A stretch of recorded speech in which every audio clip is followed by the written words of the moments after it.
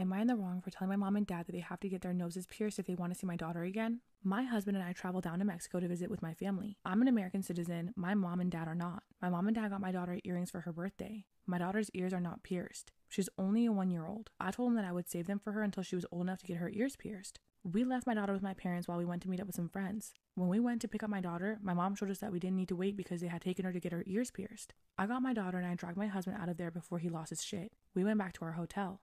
I am furious. My husband said that my parents were not allowed to spend alone time with my daughter ever again. I went farther. I said that I would not be bringing her or any kids that we might have down here to see my parents. We checked out 3 days early and went home. On the way home, my parents were calling me to see when we were coming over. I ignored all the calls and texts until we were back home in Phoenix. We took a couple of days to think things over and cool down. I finally called them. I asked them not to speak until I was done talking. I told them that my husband and I are upset with them for getting our baby's ears pierced without our permission. I told them that we went back home and probably wouldn't be visiting for a while. They said that my sister and I both had our ears pierced when we were babies and that it did not harm us. I said that we were not going to change our minds. They started getting everyone, including my grandmother, to call me and say I was being ridiculous. I talked with my husband and we came up with a compromise. We agreed that we would resume visits, but not alone time, with them if they got their noses pierced. They said that we're being stupid and that they're not going to do that. I said no problem and hung up. We've started blocking anyone who tries to call us and give us shit for denying my parents their right to see my daughter. Am I in the wrong for yelling at my wife for firing our babysitter and making her cry because she called an ambulance? So basically, here's what happened. Me and my wife hired our babysitter, who we've been going to for years. We have 2 sons and a daughter, and we've been hiring her since my oldest son was a baby. Though it was mostly her mom looking after the baby while she was helping, so we gave her a couple of dollars for that. She's now 16 and can look after the kids all on her own, and my oldest 2 love her. My youngest is only 7 months, so I'm not really sure he gets it yet, but he seems relatively happy when he's with her. This Friday, my kids' daycare has been closed for renovations, and Daisy, our babysitter, has kindly offered to take care of them after school, from 3:30 to 6 p.m. I get home from work at 6, and my wife gets home at 5:30. I got home early from work at 5:30. When I got home, I found my wife yelling at Daisy while Daisy was just sobbing and apologizing. I asked my wife what was going on, and all she did was just start yelling that Daisy had cost us a bunch of money.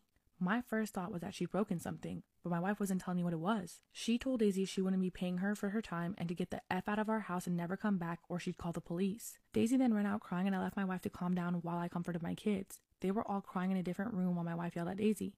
When everything had calmed down, I got the full story from my wife. So here's what happened. My mother had been looking after the kids until 3:30 while we were at work.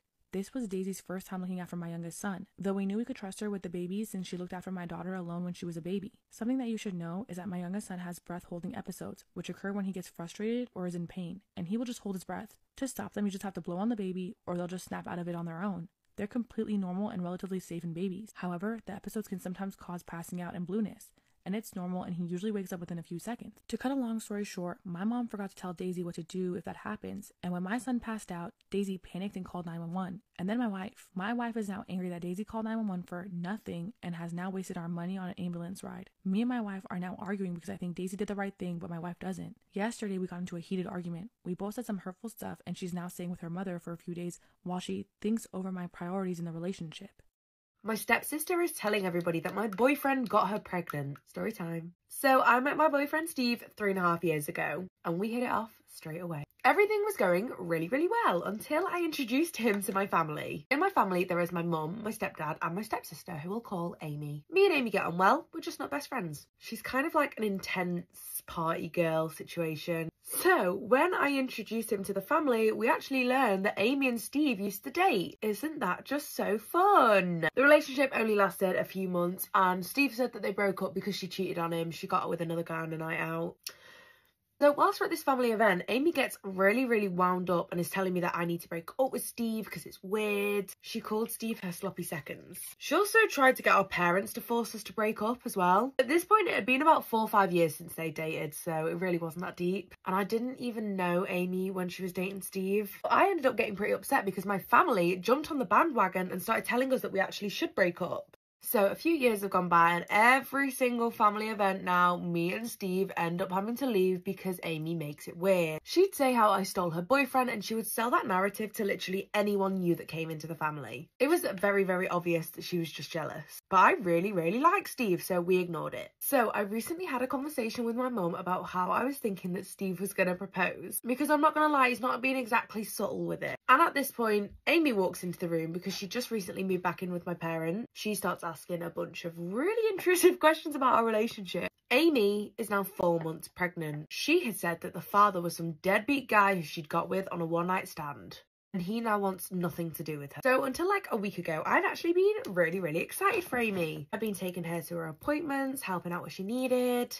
My stepdad sent me this long ass text about how I can't marry Steve because he is the real father of Amy's child. I was absolutely heartbroken at this point, so I spoke to Steve and he was like, this bitch is lying. He said there is absolutely no way that is possible. Steve even said he'd prove it with a paternity test. I messaged Amy and I was asking for more details about when they had slept together, and she was like, it's happened a few times now, you know, just here and there. She was giving me dates and times, but they always seem to change. She'd also told the doctor completely different information. Remember, I had been at her doctor's appointments. She also said one of the times that they'd been together was when we were on holiday in New York.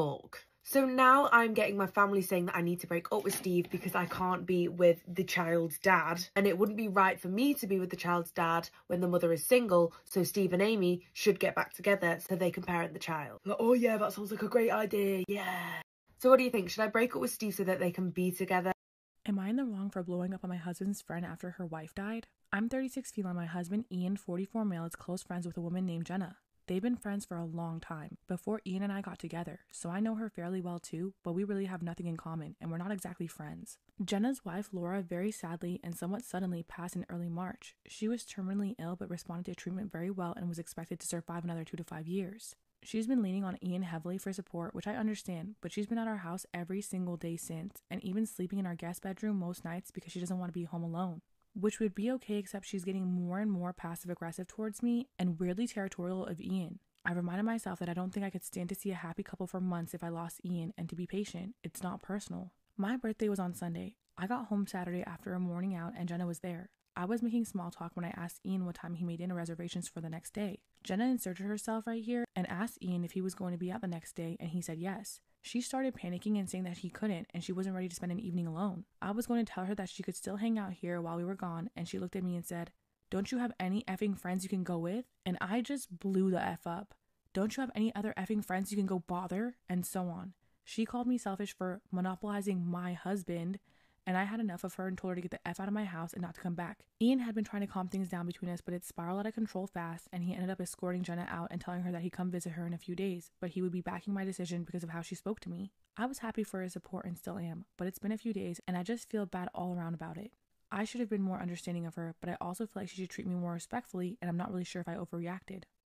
Am I in the wrong for refusing to pay for the cake slices that my teenage daughter ate? I, female 38, am a single mom with my teenage daughter, Carly, female 17. My sister, 36, lives nearby with her husband and 2 kids, female 9 and male 7. Carly sometimes babysits her cousins on the weekends so that my sister and brother-in-law can go out, usually for 3 to 4 hours. In exchange, my sister gives her 30 to 40 euro cash in hand. Me and my sister do not make Carly babysit. She volunteers to. She likes having the extra money to fund her Starbucks addiction without a part-time job in fast food or retail. Plus, the kids love getting to see her. I'm glad that she's getting to learn responsibility. I think it's a win all around. Last weekend, there was a problem.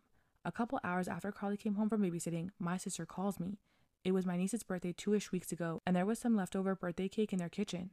It was a custom-made fancy lemon curd cake, and I remember at the party, a lot of kids didn't want to eat it, so a lot was left over. While she was babysitting, Carly had eaten 2 slices. My sister said that she should have asked before helping herself to the cake, and it was expensive. I apologized to my sister and told her that I would have a word with my daughter. She mentions again that the cake was custom made and expensive, and says that we should be compensating her. At first, I honestly thought that she couldn't be serious, but she did want me to give her money because of the cake. I mentioned that surely the cake is going to be bad soon if it isn't already stale. I said this lightheartedly just to try to lighten the mood, but made it clear that I'm not giving her money. She says she paid 70 euros for the cake and she expects me to give her 20. I told her that I'm not doing that. My sister said that I'm being inconsiderate and that my daughter ate the slices without permission. I feel like she's being petty. And what difference would it have made if all of it got eaten last weekend or at the birthday party? Am I in the wrong for refusing to pay her for the cake? Am I the arsehole for divorcing my husband over being a stay-at-home dad? Story time. So I married my husband Steve around 5 years ago. We've been dating since high school and we were the definition of like high school sweethearts. One of the things that most attracted me to him was how ambitious and driven he was, and his work ethic was just 10 out of 10. 3 years into our marriage, we had our first baby. We had decided that we would send our baby to daycare after 6 months. But when those 6 months were up, Steve just refused to go back to work. His argument was that if I picked up more shifts, we'd be able to afford a single income household. And that if he stayed home and looked after the baby, he'd be saving us money anyway because we wouldn't have to pay for daycare. And he said it would be better for the child as well because he'd have a parent at home with him all the time. I was not up for this at all. I really wanted to send our little one to daycare for so many reasons. It's good for their social skills, they learn a lot. Not gonna lie, if it was just me working, that would include me picking up a load more shifts. And in turn, I wouldn't get to spend as much time with the baby. Came to the idea that if he was scared of daycare, we could work in different shifts and tag team who was going to stay at home with the baby. He just outright refused that. I was like, that doesn't really work for me. His argument was that he doesn't want to be like the normal dad and he doesn't want to be the one to go to work. He wants to be the primary caregiver and stay at home all the time. One day, I come home from work and Steve was supposed to be at work late that night. I come home and I find him sitting on the sofa with the baby. And I was like, oh, did you get let off work early today? Or he'd quit his job without telling me, and then had the audacity to sit me down in front of a chart. The chart depicted how he wanted me to take care of cooking and cleaning on the weekdays whilst he took care of the baby, and then on the weekends I would take care of the baby because stay-at-home dads deserve to have time off as well. We did this for a few months, right? And the whole dynamic was so deeply upsetting to me. I was absolutely exhausted all the time from working these extra hours, and this meant that I wasn't having the quality time that I really wanted with the baby. When I was 100% sure that he wasn't going to make any different compromise, I just straight up filed for divorce. So they gave us 50-50 custody and I moved straight back in with my parents. My parents are absolutely amazing. They help watch the kids so I can work. My husband is now living paycheck to paycheck. He's really struggling. So we offered to let my mum hold the baby whilst he was at work, but because of how fuming he was, he refused that and has enrolled the child in daycare anyway, which is now costing him even more money. He then asked me to pay for the daycare,